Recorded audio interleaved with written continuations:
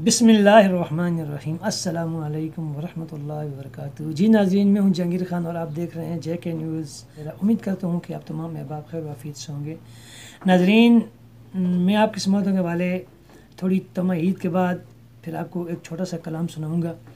उम्मीद है कि आपको वीडियो पसंद आएगी। अगर पसंद आए तो JK न्यूज़ को लाइक करें, सब्सक्राइब करें और बेल आइकन को प्रेस फरमाएँ ताकि आने वाली हर वीडियो आप तक पहुँच रहे।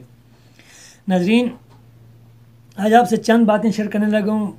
मामला कुछ इस तरह है कि अल्लाह ताला ने इंसान को पहले दुनिया में दुनिया बनाई और उसमें इंसान को भेजा इम्तिहान के लिए, और हम सभी का इम्तिहान शुरू है। और इस वक्त जो हम और आप पेपर दे रहे हैं, ये पेपर का मुझे पता नहीं कितने नंबर क्वेश्चन है, मैं इसको वाज़ेह नहीं करना चाहूँगा हरगिज़।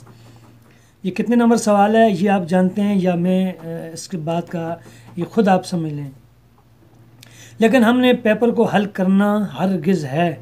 अगर अच्छा किया पेपर तो पास हो जाएंगे, अगर अच्छा पेपर ना हुआ तो हम फेल हो सकते हैं। इसका खदशा आपके अंदर होना चाहिए और मेरे अंदर।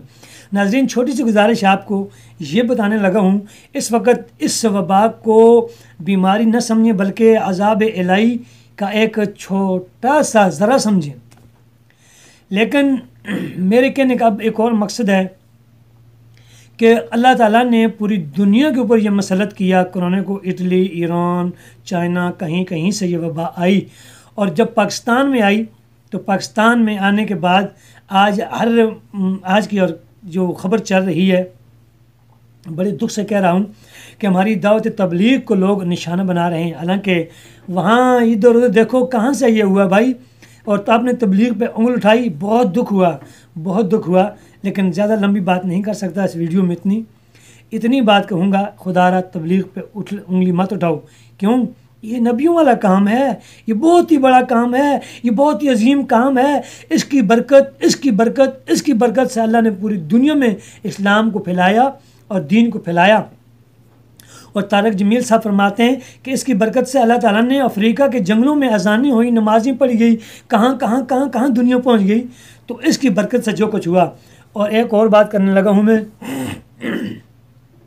तबलीग का मकसद ये होता है कि अल्लाह की बात अल्लाह के बंदों तक पहुँचानी, अल्लाह का पैगाम अल्लाह के बंदों को के साथ शेयर करना, और फिर अपनी इस्लाह करनी और उनको इतला करनी। दो किस्म की बात मैंने आपको सुना दी।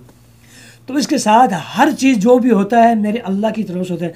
अल्लाह चाहेगा तो हम मरेंगे, अल्लाह चाहेगा तो हमें ज़िंदगी मिल जाएगी, अल्लाह चाहेगा तो क़यामत आ जाएगी। और इस बात का इंतज़ार करना पड़ेगा मुझे और आपको कि वो कुन फ़यकून। अब किसको कहने के लिए किसी की इंतज़ार नहीं कर रहा, पता नहीं वो किस मखलूक को ये आर्डर दे दे कि उसने सिर्फ ये कहना है कुन फ़यकून, हो जा, तो सब हो जाएगा। फिर मुझे और आपको समझ आने का वक्त ख़त्म हो जाएगा। अभी मेरे और आपके पास वक्त है। मुझे आपको ये समझना ज़रूरी है नाज़रीन कि खुदारा तबलीग पे उंगली मत उठाओ। अगर आप अल्लाह ने आपको बचाया हुआ है, मेरे जैसे गंदे गलीज़ इंसान को, इस तबलीग की बरकत से, इन उलमा की बरकत से, इन नमाजियों की बरकत से और इन दीनदार तबका की वजह से हम इस वक्त महफूज बैठे हुए हैं। और अभी जो हालात चल रहे हैं आपने सब कुछ देख लिया। उसके बाद तबलीग पे उंगली उठाने वालों, मेरे भाइयों, अगर आपको मौत घर में आती है तो क्या तब मस्जिद में आएगी तो आप फ़ायदा किधर होगा, आपको ये सोचो। और एक और बात, अल्लाह के घर को बंद करके और मस्जिद में और अपने घर में कुंडी लगा के क्या ख्याल है हम सुख में बैठ जाएंगे? कभी नहीं हो सकता। ये आपकी बात दुरुस्त है, मैं आपकी बात मानता हूँ। ये बीमारी ऐसी है, एक से दूसरे को लगती है, लेकिन मौत तो फिर भी है ना। बीमारी कोरोना नहीं है, मौत फिर भी पड़ी है। अगर कैंसर नहीं है, मौत फिर भी साथ है। अगर आपको बीमारी लगती है या मौत आती है या कोरोना लगता है तो उधर लगने के बजाय अगर अल्लाह के घर में लगता है तो तबलीग को, मेरा मकसद ये नहीं, मेरा मकसद ये है कि तबलीग पे उंगली मत उठाओ। जो जमातें चल रही हैं, बुज़ुर्गों ने उनको इतला दी है, जहाँ से हो वहीं से वापस आ जाओ अपने अपने घरों को। फिर भी तबलीग ने फिर भी यही सब्र किया।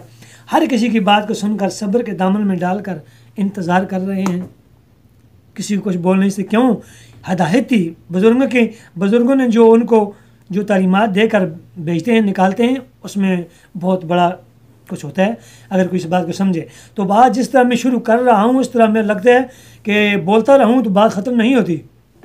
लेकिन मैंने आपको ये कलाम भी सुनाना है, इसलिए आपका वक्त ज़्यादा लेना नहीं चाहता। आपका वक्त ज़ाया ज़रूर हो रहा है, मैं जानता हूँ। आप वीडियो देख रहे हैं गाने वाली, आप देख रहे हैं लड़ाई वाली, आप देख रहे हैं फिल्म, आप देख रहे हैं टिकटॉक और आप देख रहे हैं उसका क्या नाम है, कोई और किसी भी मसूलियात। लेकिन मुझे भी अगर 5 मिनट 6 मिनट अगर आपने दे दिए तो इससे मैं आपका मशकूर ही रह सकता हूँ। और अल्लाह ताला से दुआ करूँगा, अल्लाह ताला मुझे और आपको इस बीमारी से नजात नसीब फरमाए और मौत से पहले मौत की तैयारी की तौफीक अता फरमाए। इसके साथ आमीन कीजिएगा और मेरे लफ्ज़ों पर गौर कीजिएगा। फिर मैं आपसे इसके बाद इजाज़त लूँगा, तो तवज्जो फरमाएं।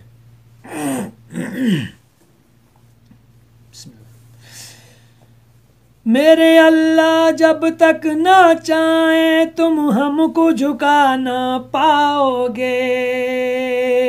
मेरे अल्लाह जब तक ना चाहें तुम हमको झुका ना पाओगे। है दिल में जब उस ज़ात का डर किसी और से कैसे डराओगे।